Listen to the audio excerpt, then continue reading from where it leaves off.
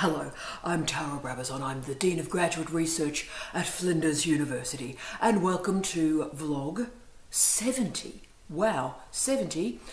The Stroppy Professor's Guide to the Literature Review. And yes, I have a confession to make. I hate literature reviews. I find them pedantic, I find them boring, and yes, I find them pedestrian. But I'm really fortunate because in the fields in which I work, the standalone chapter that is a literature review is incredibly rare. In my fields, we have an integrated literature review. And just so you know, of the hundreds of PhDs that I've examined, not one of them, none of them, have had a standalone chapter that's titled Literature Review. Now, I'm just starting this vlog with these facts because it seems a bit startling to a lot of people. Often when I say those facts in Australia, people end up with their mouths open like...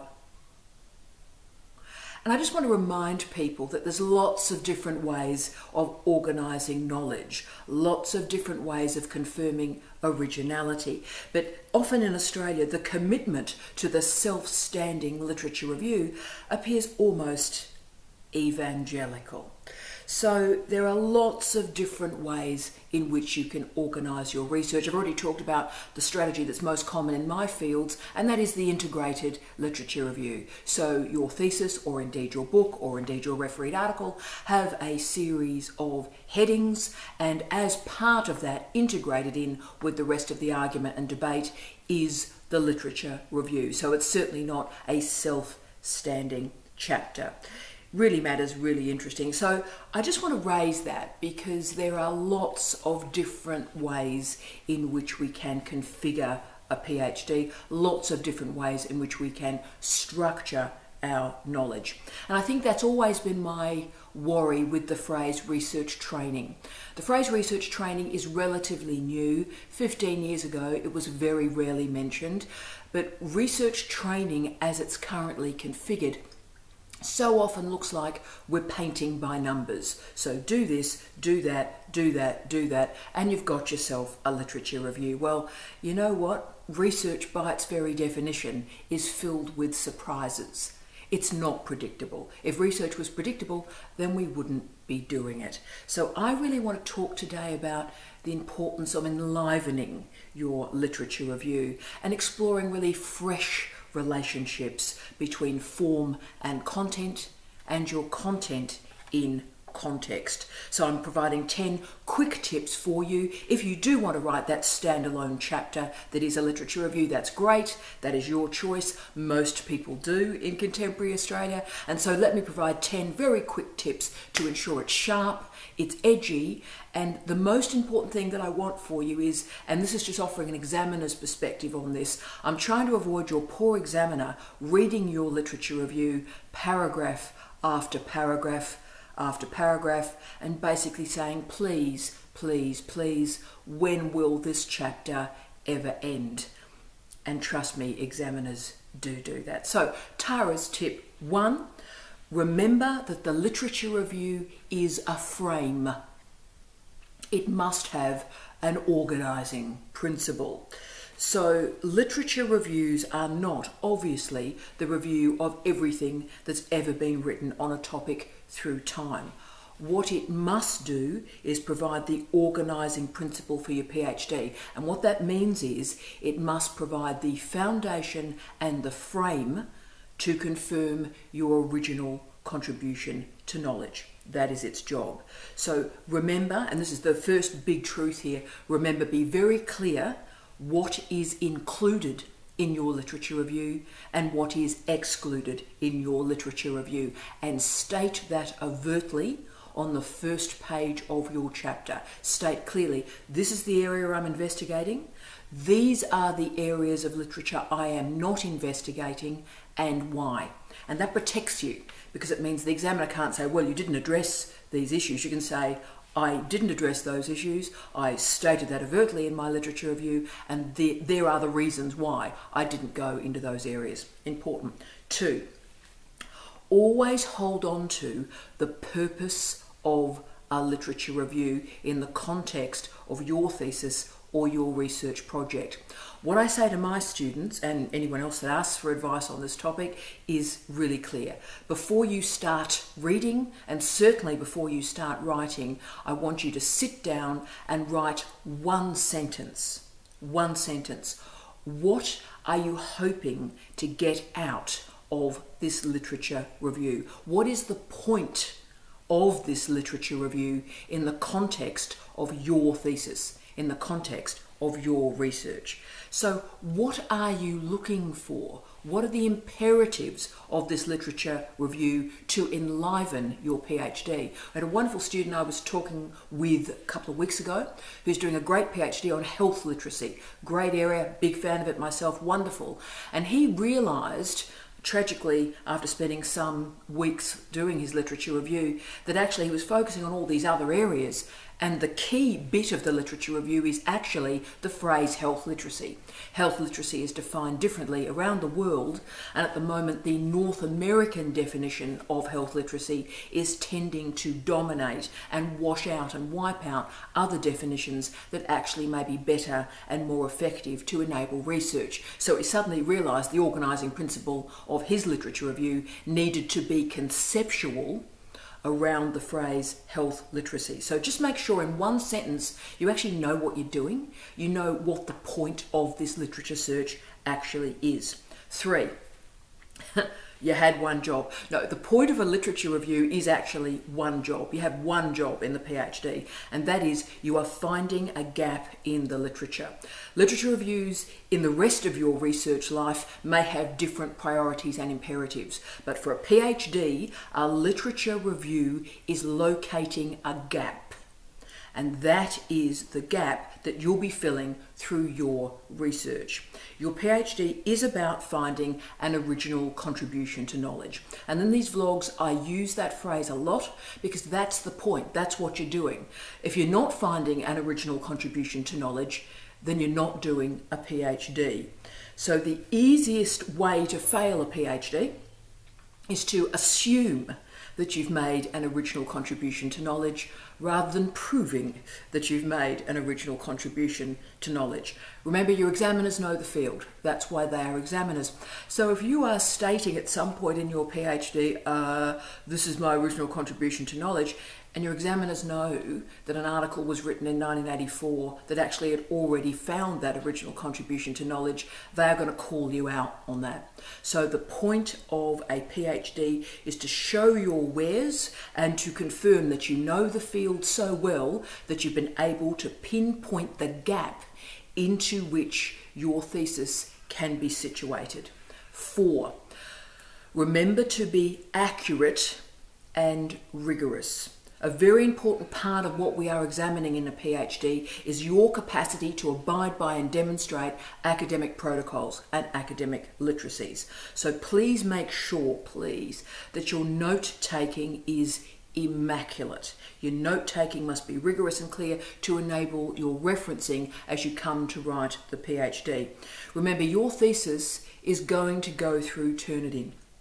And Turnitin reports, you know, I'm very interested in not necessarily software or hardware, but wetware. But the one thing that Turnitin reports do reveal very, very clearly is when the paraphrasing that you've supposedly been enacting all of a sudden becomes a direct quote.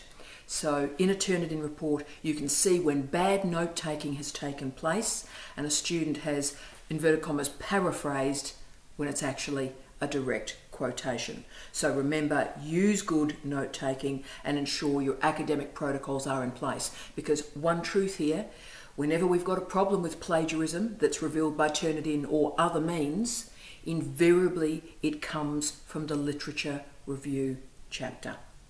Okay, 5. Big one, you are reading for interpretation and not for fact.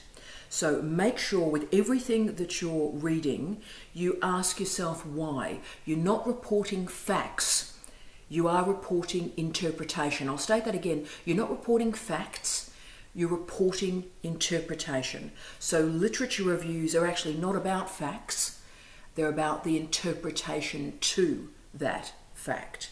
6. Wow, so important. please make sure that your literature review is integrated and not fragmented. The important part of a literature review, I think probably two of the most complicated and important paragraphs that you write in a PhD are the introduction and the conclusion to a literature review, because they must guide your reader seamlessly through the debate. And it's all about smooth movements, smooth, between sections, between topics, between writers, between ideas. So many literature reviews I read are so incredibly dull because it's one damn paragraph after another. There's not a lot of relationships between those paragraphs. It's just pedantic. I feel life leaving me as I read some of these literature reviews. So please remember, integrate, integrate, integrate. 7, be prepared to go meta. Love going meta.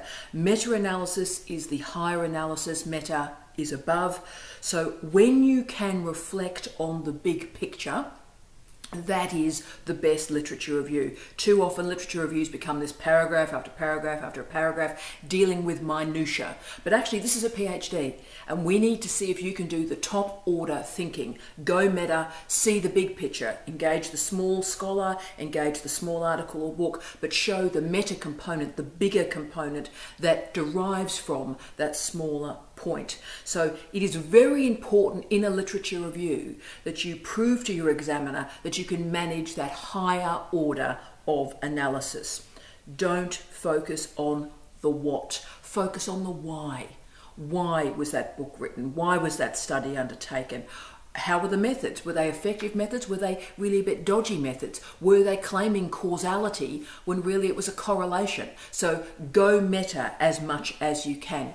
Also is important too, think about your own historical positioning and the historical positioning of the scholars that you are deploying and the studies that you are reporting, because your positioning in time and space is different from that of your researchers that you are exploring and citing and probing. So do talk about how those contextual shifts are transforming your study. Right, 8. Oh yeah, understand the difference between a literature review and a systematic review. Now, as we all know, I hope, they're very different things. Literature reviews, systematic reviews, and we'll talk about a systematic review in 10 seconds. But what I would say, and I'm increasingly seeing, is people start out with the best will in the world to write a systematic review, and because they can't sustain it, because it has particular characteristics, they sort of end up writing a sort of pretty bad literature review that was trying to be a systematic review and ended up being neither. So please make a decision, call it, and write that. So where we see the systematic review is particularly in the health sciences, so nursing, midwifery, allied health, a little bit in paramedicine. I would like to see it a little bit more in paramedicine, but where you tend to see it is these new and emerging disciplines and paradigms show a history of very small studies that have a whole series of design flaws, if you will, and were really not representative in any form. So very small studies and a lot of them. So how exactly do we link those small studies together and what do they prove? So we have to try and find a way to manage the lack of representative studies and indeed the lack of causality. So the systematic review searches for papers systematically on a particular topic. So for example, some of the best ways in which I see a systematic review operate is two great ones I've read recently actually. The causes of breast cancer in 40-year-old women in Tasmania. Great topic to do a literature review on, a great topic to do a systematic review on. And the other one is too that I'm working with one of our great students at the moment at Flinders, the best strategies for speech therapy for students with autism in regional and remote Australia. So you can see they are very tightly constituted topics. So this means that on these very tight topics, you're able to assess the papers in that particular area and assess them by the same criteria. So you're able to evaluate them through a very prescriptive framework. So you can create a tight and effective mechanism to evaluate the value in each paper. Systematic reviews are particularly good if lots of different designs, research designs, have been used, or there just seems to be no real pattern to the research that is being instigated. Systematic reviews are great at finding patterns. Also, they resolve a conflict in the literature really effectively. So if you're working in a field where there's one big divide, so lots of studies have been done, small, unrepresentative, but they're finding completely radically different things, then a systematic review can start to work out what exactly has gone on in that field. So I do recommend them, and can I say they're often used, as I've said, in health sciences. I wish they were used particularly in early childhood research, because so many of the early years, early learning scholarship that exists at the moment are again dealing with very, very small studies. Some of the designs are pretty woolly, if I'm being kind, and I really think there might be a moment dealing with early childhood research where the systematic review might be useful. So we'll talk about that for the guys and gals out there looking at the early years and early years learning. Okay, to 9. Number 9, don't forget the value of theory. Theory is the why of knowledge.